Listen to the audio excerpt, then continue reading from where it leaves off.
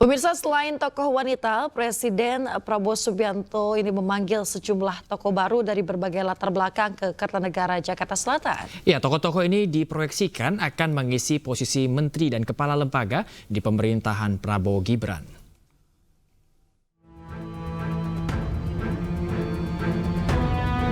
Jelang pelantikan Presiden Prabowo Subianto memanggil sejumlah tokoh dari berbagai latar belakang ke kediamannya di Kertanegara, Jakarta Selatan.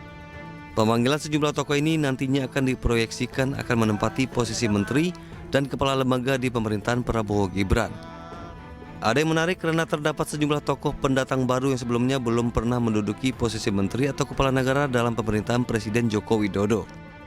Di antaranya Pegiat HAM Natalius Pigai, Waketum Partai Gerindra Fadlizon, Ketum PKB Mohaimin Iskandar, dan pakar hukum tata negara dan sekaligus politikus PBB Yusril Ihza Mahendra. Usai bertemu dengan Prabowo, Yusril mengatakan pertemuannya sangat singkat karena keduanya sudah lama saling mengenal.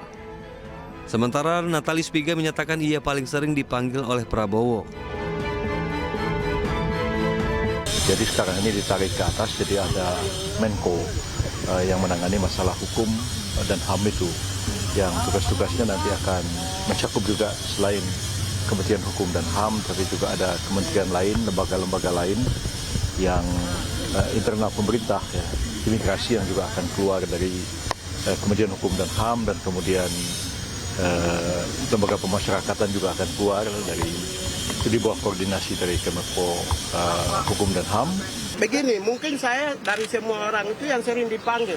Oh gitu? Dari udah belasan tahun yang lalu. Dan saya anak buahnya langsung kan. Saya prajurit yang selalu dipanggil. Biasanya yang diobrolkan soal hal apa sih, Bang? Tentang kebangsaan. Kebangsaan. Abang benar nggak Bang jadi proyeksi Menteri HAM?